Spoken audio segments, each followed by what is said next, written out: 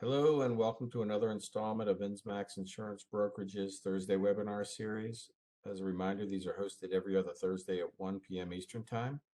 We thank you for your attendance today. Our short presentation will cover life insurance as an asset class, specifically an alternative asset class for legacy planning. But before we get started, let's talk a little bit about who InsMax is and what we do. InsMax is a full-service insurance brokerage company. We share ideas and concepts that solve real-life problems, and we work for our advisors. We have over 20 years experience in the brokerage business and have relationships with more than 30 of the major insurance companies. We provide training and customer-approved marketing content so you can approach your clients. We handle your contracting and licensing when your clients want to implement a plan. We help you review pre-underwriting to uncover and address your client's specific impairments and to determine the best insurance company for their risk. We also give our advisors all the forms needed for application completion, and we help you review the forms for errors and omissions. The entire underwriting process is handled from application to submission, including scheduling exams, getting medical records, and negotiating better offer the insurance underwriters. So in short, we are a full service brokerage company that you can trust with your business. We like to say we are the insurance experts, so you don't have to be. So with that, let's get into today's topic. Since today's topic is life insurance as an asset class, I thought it would be important to discuss what an asset class is. Typically, it's a group of securities that exhibit similar characteristics. They behave similarly in the marketplace and are generally subject to the same laws and regulations. But life insurance is a little bit different, and money managers have different thoughts about it. They tend to compare it to alternative, less correlated assets like commodities and real estates, even hedge funds and private equity. But all asset classes must be able to calculate some expected return and risk parameters. They certainly must be able to update those projections for performance at least every 3 to 5 years. With life insurance, though, it's important to remember that the asset class performance is based only on the death benefit and not the cash value. So with that, over our lifetime, we tend to add and subtract different assets. And at death, we might have collected a patchwork of them. At different times in our lives, we may have bought them because we needed them for today's needs and weren't necessarily considering legacy planning. But as we get older, we realize that someday these assets will have to be transferred to other family members. And in doing so, we must consider the costs and taxes. Failure will result in part of the value being lost. And that's where life insurance can come into play as a valuable, efficient asset transfer tool. So let's talk about efficiency. And doing so with a variety of assets can be difficult. Certain assets have got costs and fees associated with ownership changes. Some might have commissions and taxes. Others might not even have a stable value, such as the case with an individual equity or even significant position in privately held businesses, which have difficult valuation at death. So a decision needs to be made as to which assets are going to be transferred, which assets are going to be spent during the lifetime, and how can we accomplish this in the most efficient manner. So some features of efficient wealth transfers are those with predictable value that aren't linked to market performance, those that have a feature of liquidity, growth, and leverage, those that might avoid or reduce income taxes and estate taxes, and finally, those that might complement other assets within the portfolio. Interestingly, life insurance has these wealth transfer features. It has predictable value. That is a policy that can be structured to pay a death benefit out when the insured dies. It's not linked to market performance. These policies can be designed so that regardless of the ups and downs of the stock market, the death benefit will be paid. And they're not directly related whatsoever to market performance. These products with long-term guarantees come to mind, such as guaranteed universal life or index life with extended death benefit guarantees. Liquidity, as I mentioned earlier, as it relates to this asset, is based entirely on the death benefit transfer and not the cash value. So when it comes to liquidity, when the money is transferred, benefits are paid in cash. You don't have to worry about the timing of the market and when to sell the asset. And certainly you don't have to worry about selling an asset in a down market. And as it relates to growth and leverage, premiums paid for the death benefit for protection may provide a competitive, if not incredible, rate of return through life expectancy. And we will demonstrate that in the coming slides. The growth is income tax free. That is, the death benefit, including any amount in excess of premiums paid, is generally tax free under the Internal Revenue Code. And with proper structure and ownership, these assets can avoid federal estate taxes. And with new taxes looming, with the expiration of the current exemption in 5 years, this is going to be very, very important for those clients that have amassed significant wealth. And life insurance can also complement other assets as they can integrate into a stock and bond portfolio. In some cases, taking a significant part of the bond position in life insurance might leave the money manager a little more freedom to take risks than he might otherwise do, knowing that there's a non-correlated asset in the form of a life insurance death benefit to pass on later. So consider including life insurance as a separate asset class and diversify a little bit. Life insurance can offer increased predictability on the value of your money through the death benefit. As we mentioned before, it's not correlated to the stock market, and its internal rate of return is based on life expectancy and not the stock market. It can potentially reduce exposure to price volatility in a particular stock or position.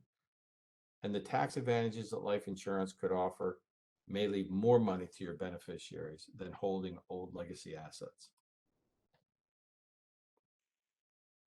So your client might ask you, does life insurance make financial sense? That is paying premiums a good idea or good use of your client's funds versus doing something else? One simple way to measure this is with the internal rate of return. The IRR is the interest rate that the premiums paid into the policy would have to earn in order to grow the death benefit. And we can demonstrate a tax-adjusted internal rate of return based on the premium outlay that would be needed to compound each year after income taxes were paid at a stated percentage rate to generate the death benefit shown. So we're about to demonstrate why using life insurance is an efficient asset and how it makes financial sense for your client when compared to other investments. So let's meet Jane and run through a simple case example. She's 60 years old and is doing some estate planning. She has significant wealth and is willing to give as much as $5 million into a trust to preserve as much as she can for her estate and her family. She has certain goals, such as maximizing the gift and growing it as high as it can grow outside of the estate. But she wants to do it prudently with lower risk and certain tax efficiency. So her advisor suggests maybe allocating some assets in trust for a $5 million life insurance policy that won't diminish trust principal and will maintain trustee flexibility for distributions to beneficiaries should they need to happen over time, and that this will complement her overall goals. So on this page, we're going to analyze Plan A and Plan B. Where Plan A is a normal investment portfolio growing at 5% minus 50 basis points in fees, with the net proceeds being paid to the beneficiaries at certain years.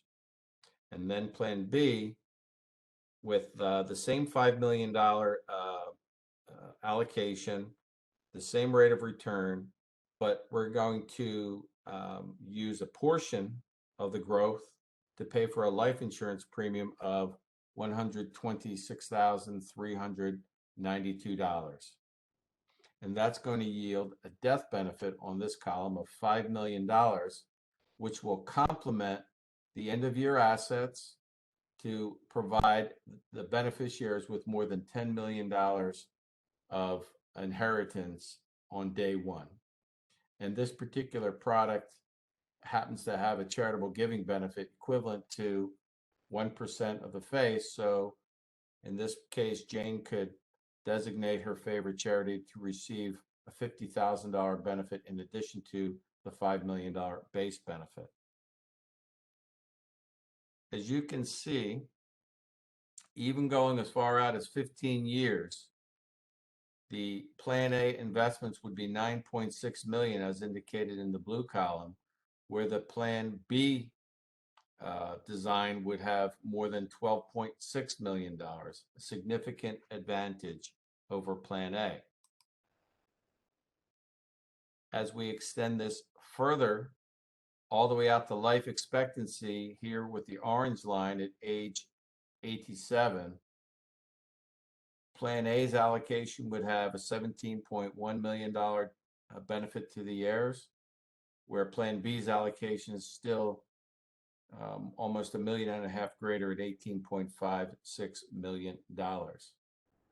All along, we've preserved the principal, and we've guaranteed at least a $5 million death benefit to Jane's family.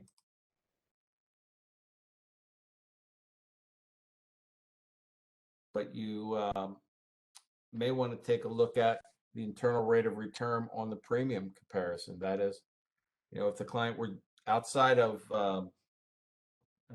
the allocation I just showed, what if the client just took the $126,000 annual premium and invested it in different buckets?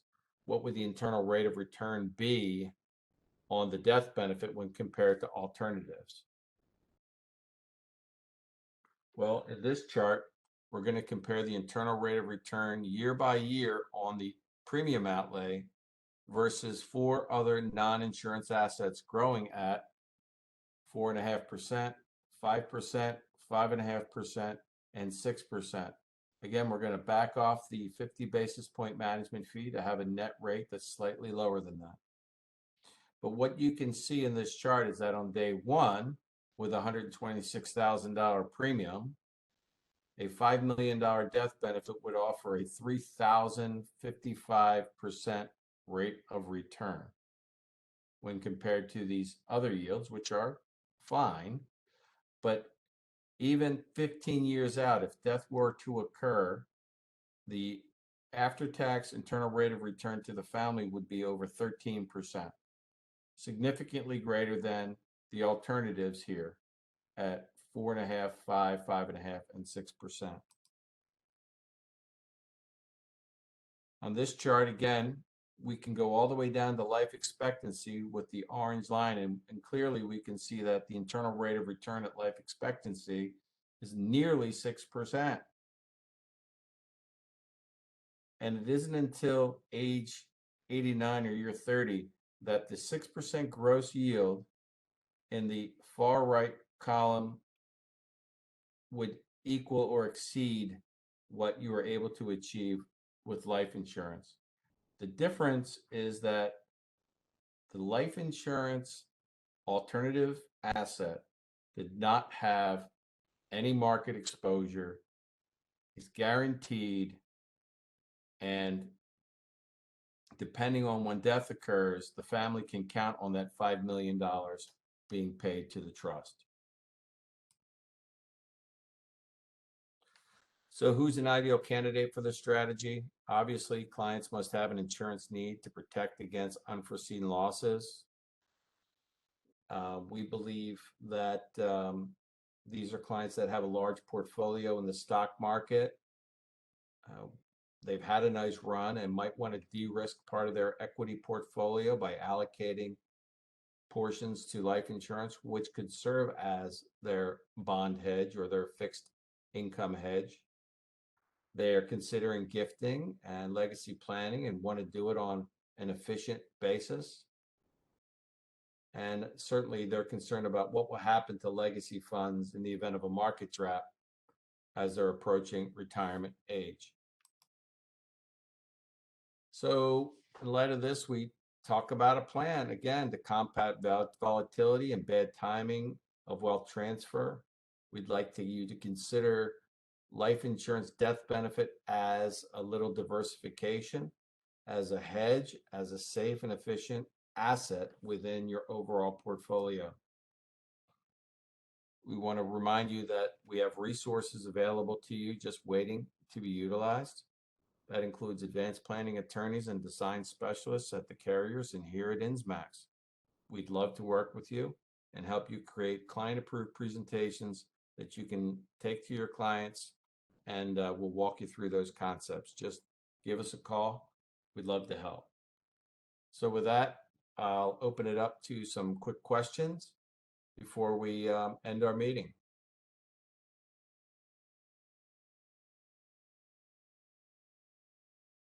If you have a question, you just have to unmute your line.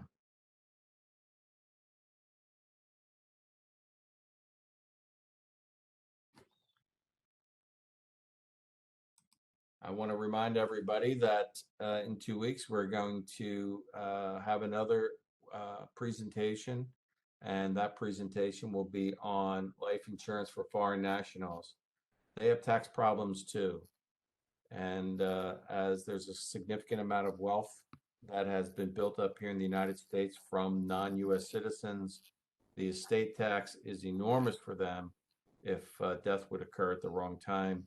And certainly investing in the United States as a bellwether place to have your money can provide some stability and certainty for those clients of foreign citizenship. So we're going to end our call today. We want to thank you very much for your attendance. And